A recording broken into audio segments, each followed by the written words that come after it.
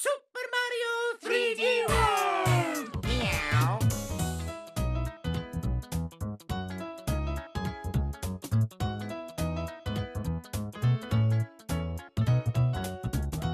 Heroes and heroines of all ages. When the world tells you to get a life, you're always welcome at the 1UP block. My name is Dan the Man, your host, and welcome to a brand new Let's Play. Today we're going to be playing Super Mario 3D World. My first Wii U Let's Play, which is pretty freaking exciting if you ask me. This is actually the second time I'm recording this because I actually recorded the last episode I did in 30 FPS. It was a bummer. It looked bad. I was wondering why it looked bad, and I didn't want it to look bad for you guys because I want you guys to get the full experience of Super Mario 3D World in all of its 60 FPS, gorgeous colored beauty. So hopefully everything comes out okay, and you guys are going to get the full experience without actually playing the game, which I still recommend you go out and buy this game because it's fantastic. If you wait on the home screen, the background will change. Stuff will be different in the background. There's a baseball back there. Sorry, I burped. You may notice that there's a Luigi icon down at the bottom left.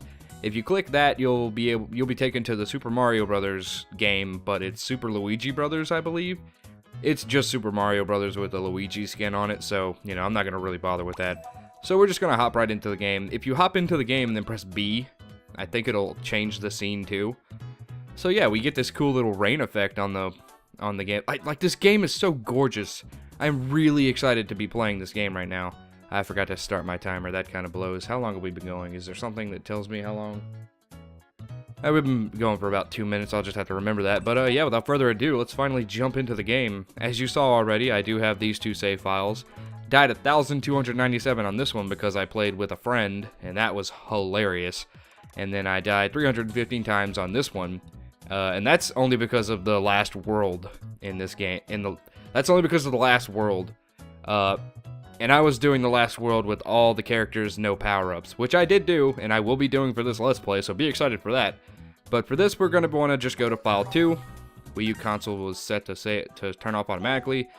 So, in Super Mario 3D World, the gameplay is kind of like Super Mario 2 USA, which is not the Lost Levels. Super Mario The Lost Levels is technically Mario 2, but that was only for Japan. In America, we got Super Mario Bros. 2, which is the one with the Shy Guys, and you can pick up turnips and throw them at stuff. And, you know, it wasn't a typical Mario game, but yeah, that's that. In that game, each character played differently. They had some sort of stats that made them different. The way I'm going to be handling this is, in this episode, I'm going to be playing Mario. The next episode, I'll play Luigi. After that, Peach. And then after that, Toad. So the stats each character has is Mario is the all-around good guy. He has no flaws, but he also has no benefits. He's who you play if you're not comfortable with everybody else's craziness. Luigi, as far as I know, is just about the same as Mario. His long jump, I think, is a little faster and a little farther. And he has the flutter jump, which he also has in a lot of games. It's the thing where he kind of goes up and he keeps floating up. He has this weird gravity to him because he's fluttering his legs. So he stays in the air a little longer than Mario, which is really helpful. I actually like Luigi. I think he may be my favorite character to play. Then we have Peach. Peach is a very, very, very slow character. If you go from playing Toad, who his specialty is he runs fast, but he doesn't have a very good jump. If you go from playing Toad to playing Peach, the difference is almost immediate. Holy crap. Peach is so slow. But to make up for it, she has this awesome flutter jump, which she also has in a lot of games. She has it in Smash. She has it in Super Mario 2. She might have it somewhere else too. I'm just not, aware of it. But that's all the characters, so we're going to go back to Mario because he's who we're starting this game off with. So let's go.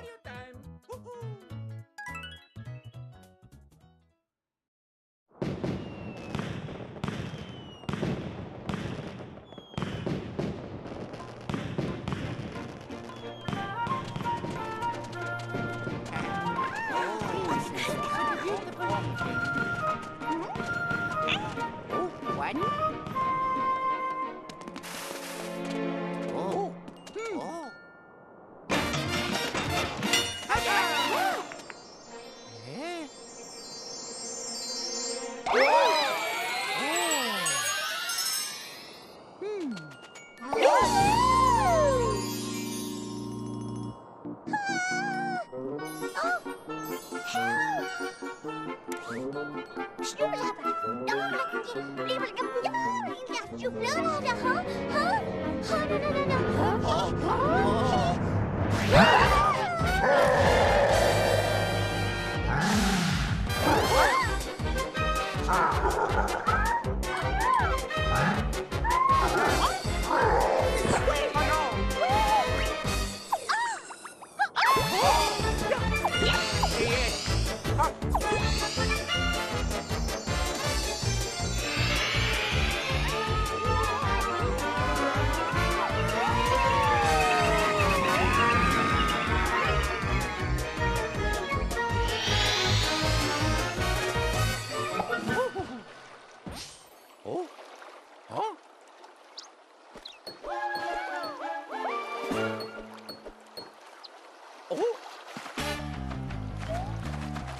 Alright, so welcome to the hub world of Super Mario 3D World. This hub world is really nice. It's quaint, it doesn't overstay its welcome, it does a lot of cool stuff, and it just looks pleasing overall. It's just nice on the eyes, you know what I mean? I like Mario games that have hub worlds like this. I'm a fan of both the Mario 64 way of going about it by giving you an actual 3D world to run in, or I'm cool with the world map like this.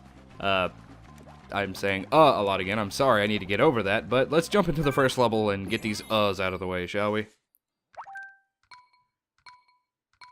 Let's go!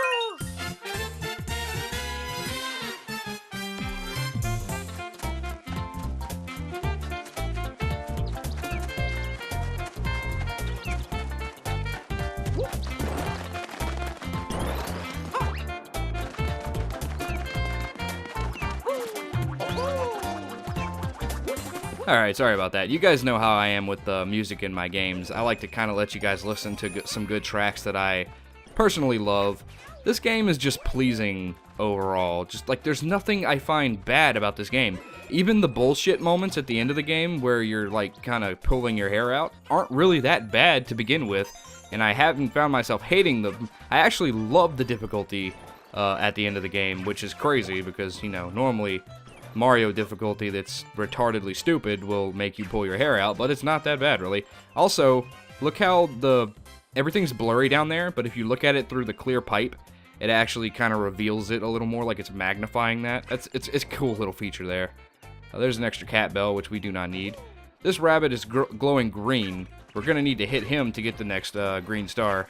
You need to collect 3 green stars and a stamp for almost every level in the game. Some levels do not require you get them.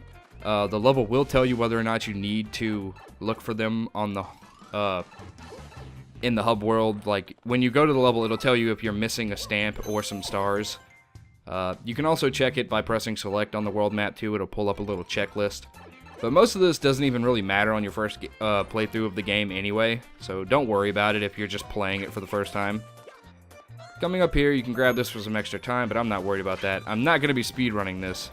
Here we have the return of the Super Mushroom, which I haven't talked about on my Let's Play channel yet, because the only Mario game I've actually played is Super Mario 3 for the NES. So Mario 3, and then we jumped right into Super Mario 3D World. I am a great Let's Player. So I'm not really following any sort of path or anything anyway, so I'm gonna play whatever I want in whatever order I want. Sorry if I'm not going in chronological order, but it's a Mario game. Like, really? Chronological order? Does that really matter? I'll play what's good, and then you'll get my opinion on it, and we'll have fun playing the game. But my brother's friend lent me his Hog, and I have the ability to record this at, like, stunning quality. Like, this, it's crazy. I can't believe I'm actually playing my Wii U right now for you guys to love and enjoy at the maximum quality. Like, YouTube now lets you view stuff in 60 FPS. Wait a minute.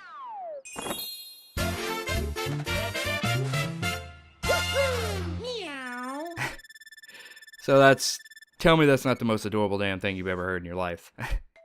So with the cat suit, you can run up the flagpole and touch the tip without much effort. So if you're having trouble getting the gold flagpoles, which doesn't matter until endgame anyway, I recommend taking a cat suit with you into the level, which I will, for the most part, be keeping I'll be keeping my cat suit as long as I can. I'll show off the rest of the power-ups too, but besides the cat suit and the Tanuki suit, which the Tanuki suit does make a return in this game, in case you didn't know, I don't really much care for the fire flower or the boomerang, which the boomerang is also in this game.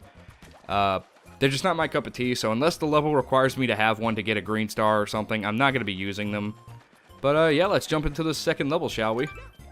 So I'm kind of sad. I had in the previous recording, this level, like, alright, sorry, I'm just going to let it play. In this level, on the hub world, when it was spinning around, in the pipe on the top of the level, there was a Luigi sticking out, and it was super cool. And basically, this whole Let's Play, if I can spot them while I'm editing the video, I'm going to make sure I look for all the hidden Luigis. Now, what's a hidden Luigi, you may be asking yourself? There's these cool little secrets hidden in the game where, since it's the year Luigi or whatever, they put a whole bunch of Luigis all around the game for you to find, and they're everywhere. I recommend going looking up a video on somebody who's found all of them, but, you know, I'm not going to look for all of them, but I am going to count how many we have by the end of the Let's Play. But what I'm doing right here is, if you need the infinite life glitch that's so famous in a lot of Mario games, throw the shell right here. It may take a couple of tries, but line it up properly, and you can sit here and rack up a bunch of lives. If I'm not mistaken, the max amount of lives is crown, crown, crown, which is, I think, 1,000. Don't quote me on that, though, because I really don't know.